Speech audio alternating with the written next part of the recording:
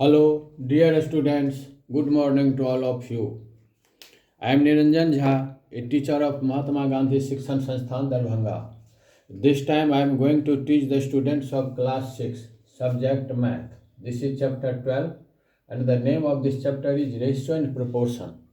Dear students, इस exercise में हम लोग एक एक इस चैप्टर का एक एक करके एक्सरसाइज के न्यूमेरिकल प्रॉब्लम्स को सॉल्व कर रहे हैं। आज हम लोग एक्सरसाइज 12.4 के न्यूमेरिकल प्रॉब्लम को सॉल्व करेंगे। और हम लोग क्या करते हैं, न्यूमेरिकल प्रॉब्लम सॉल्व करते हैं, उसके साथ उससे जो रिलेटेड कॉन्सेप्ट्स होते हैं उसको भी हम लोग रिवाइज कर लेते हैं। तो एक्सरसाइज 12.4 का पहला क्वेश्चन है, find the value of x so that the following quantities are in continued proportion. और क्या दिया है, 2x एंड 32। यहाँ पर x का वैल्यू निकालना है और x का वह वैल्यू निकालना है जिस वैल्यू के रखने से तीनों क्वांटिटी कंटिन्यूड प्रोपोर्शन में हो जाए। इस क्वेश्चन को सॉल्व करने से पहले थोड़ा हम लोग कंटिन्यूड प्रोपोर्शन को रिवाइज कर लेंगे। प्रोपोर्शन तो हम लोग पढ़े हैं, क्या होता है proportion, A ratio B proportional to C ratio D। यहाँ ABCD 4 क्वांटिटीज हैं। यदि A 2 रेशियो इक्वल हो तो उसको कहते हैं प्रोपोर्शन। 2 रेशियो यानी A ratio B equal to C ratio D, यदि यह कंडीशन पूरा होता है तो कहेंगे कि यह प्रोपोर्शनल है। यहाँ कंटिन्यूड प्रोपोर्शन में क्या दिया हुआ है, कंटिन्यूड प्रोपोर्शन में एक कंटिन्यूड शब्द जोड़ दिया है। प्रोपोर्शनल तो है ही, कंटिन्यूड प्रोपोर्शन उसमें क्या होगा कि A ratio B proportional to B ratio C। यहाँ पर हम लोग क्या देख रहे हैं कि दोनों मिडिल टर्म अलग अलग है। इस कंडीशन में क्या है, मिडिल टर्म, एक मिडिल टर्म B है, दूसरा मिडिल टर्म C है, दोनों मिडिल टर्म अलग अलग है। और यहाँ क्या है, दोनों मिडिल टर्म सेम है, B दोनों मिडिल टर्म सेम है। यानी दोनों मिडिल टर्म यदि सेम हो तो इसको कहते हैं कंटिन्यूड प्रोपोर्शन। इसको हम लोग क्या लिखेंगे, हम लोग लिखेंगे A B and C are in continued proportion, are in continued proportion. A B and C are in continued proportion. यदि दोनों मिडिल टर्म सेम हो तो उसको हम लोग क्या कहेंगे, कंटिन्यूड प्रोपोर्शन। अब इस क्वेश्चन पर आ जाइए। यहाँ क्वेश्चन में दिया हुआ है 2x and 32 are in continued proportion. ये दिया हुआ है कि कंटिन्यूड प्रोपोर्शन में है, हमको x का वैल्यू निकालना है। इसका मतलब क्या है, मिडिल टर्म x 2 बार होगा। तो हमारा आंसर हम कहाँ से लिखना शुरू करेंगे, 2 रेशियो x प्रोपोर्शनल, फिर x 2 बार हो जाएगा, फिर x and ratio 32। Continued proportion में है, मिडिल टर्म x है तो x यहाँ 2 बार लिखिए। अब क्या होगा, और x का वैल्यू निकालने के लिए A into D is equal to B C का फॉर्मूला का यूज करेंगे। AD is equal to BC, AD का मतलब product of extreme term 2 into 32 and equal to product of middle term x into x. ये हो गया 2 into 32 is equal to x into x. ठीक, अब यहाँ आइए, यहाँ दिखाई देगा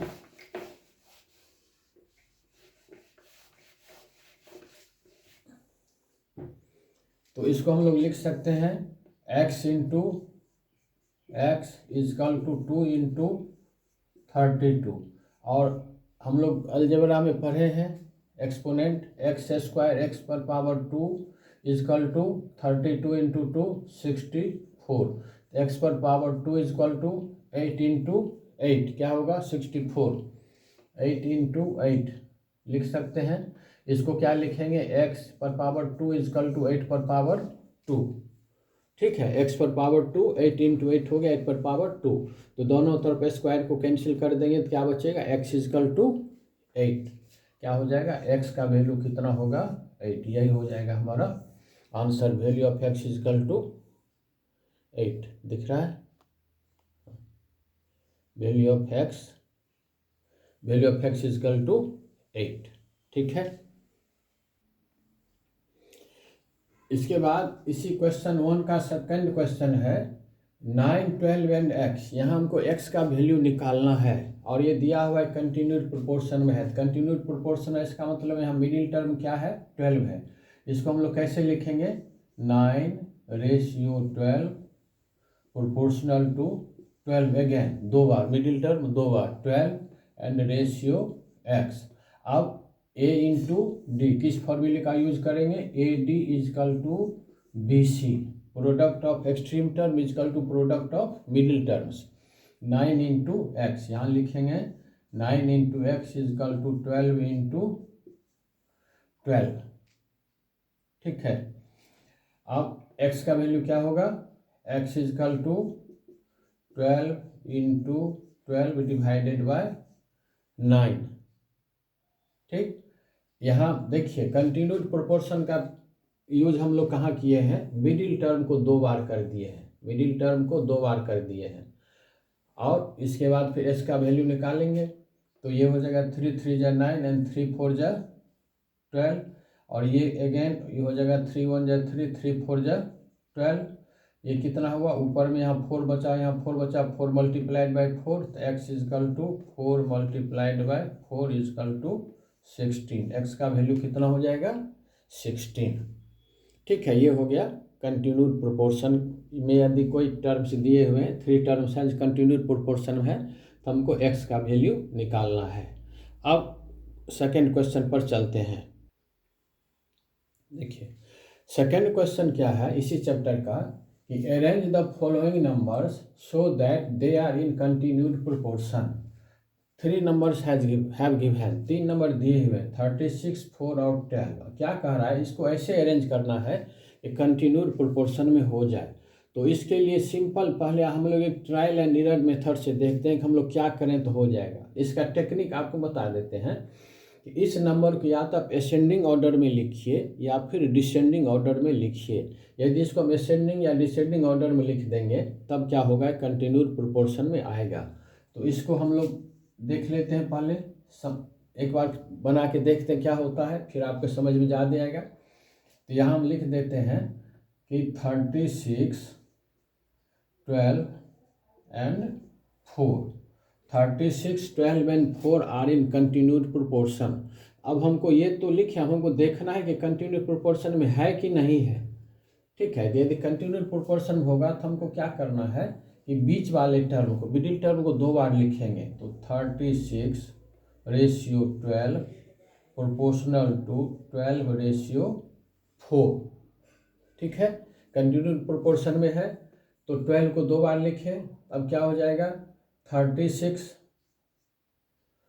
यहाँ कर लीजिए, मल्टीप्लिकेशन कर लीजिए, कोई प्रॉब्लम नहीं है, या तो फ्रैक्शन के रूप में या multiply. a into D product of last term 36 into 4, ये कितना होना चाहिए, यदि कंटिन्यूड प्रोपोर्शन में है तो इसको क्या होना चाहिए, product of middle term 12 into 12, 12 into 12, ये हो जाएगा 144, इधर और ये भी हो जाएगा 12 मल्टीप्लाइड बाई 12 144। ये दोनों इक्वल है, ये दोनों क्या, दोनों साइड इक्वल है। इसका मतलब क्या हुआ, ये कंटिन्यूड प्रोपोर्शन में है, और ये कंटिन्यूड प्रोपोर्शन में है तो यह भी कंटिन्यूड प्रोपोर्शन में है। इसको अभी हम लोग क्या किए थे कि डिसेंडिंग ऑर्डर में अरेंज किए थे। यदि हम असेंडिंग ऑर्डर में अरेंज कर देंगे तब भी यह कंटिन्यूड प्रोपोर्शन में आ जाएगा। देखिए इसको हम ये दूसरे तरह से बनाते हैं, इसी क्वेश्चन को सेकेंड मेथड से सॉल्व करके देखते हैं। अभी हम लिखेंगे डिसेंडिंग ऑर्डर में। यदि डिसेंडिंग ऑर्डर में लिखेंगे तो हमारा क्या हो जाएगा, पहला टर्म हो जाएगा 4, इसके बाद हो जाएगा 12, इसके बाद हो जाएगा 36, 4 12 एंड 36। अब फिर क्या दिया हुआ है, कंटिन्यूड प्रोपोर्शन में है, यह दिया हुआ है, तो इसका मतलब मिडिल टर्म को 2 बार लिखेंगे। तो यहाँ लिखिए 4 रेशियो 12 प्रोपोर्शनल टू 12 रेशियो 36। फिर वही बात, product of extreme terms is equal to product of middle term. Extreme terms 4 into 36, 4 into 36 is equal to 12 into 12, 144 is equal to 144, ठीक है। इसमें हम लोग क्या किए, यदि 3 नंबर दिया हुआ है और उसको अरेंज करना है तो उसको या तो असेंडिंग ऑर्डर में अरेंज करेंगे या डिसेंडिंग ऑर्डर में अरेंज करेंगे, तो वह कंटिन्यूड प्रोपोर्शन में आएगा। इसी टाइप का एक और क्वेश्चन हम लोग सॉल्व कर लेते हैं, ये बिल्कुल क्लियर हो जाएगा। The 3 numbers have given 8, 2 and 4। इसको करना क्या है, इस तीनों नंबर को उस तरह से अरेंज करना है कि असेंडिंग या डिसेंडिंग ऑर्डर में आ जाए। तो इसके लिए हम लोग क्या करेंगे, अभी हम लोग बात किए थे, या तो असेंडिंग या डिसेंडिंग ऑर्डर में लिखेंगे, तो क्या कर देंगे और उसके बाद फिर हम लोग चेक कर लेंगे। तो यहाँ हम लोग लिख देते हैं 8, 4 एंड 2 अरेंज किए। अब अरेंज तो किए, ये कंटिन्यूड प्रोपोर्शन में आया कि नहीं आया, इसको कैसे चेक करेंगे। इसके लिए क्या करेंगे, इसके लिए करेंगे 8:4 प्रोपोर्शनल 4:2। फिर प्रोडक्ट ऑफ, यहाँ दूसरा मेथड अप्लाई कर देते हैं, 8/4 इजकल टू 4/2, 8/4 इजकल टू 4/2। ये ए है, B A/B is equal to C/D। ये हो जाएगा कितना, 2, 1 जाए 2 और ये हो जाएगा 2। तो यहाँ पर क्या हुआ, 2/1 इजकल टू 2/1, यानी ये हो गया 2 इजकल टू 2, दोनों साइड इक्वल। इसका मतलब कंटिन्यूड प्रोपोर्शन में है। Few questions have given in this chapter, and now again, just like other days, you have to solve all those questions, all questions of this exercise. What those questions you solve, questions which I have solved also and which I have not solved, all questions must be solved by you. In next period we shall discuss next exercise of this chapter, and that will be related with unitary method. Thanks.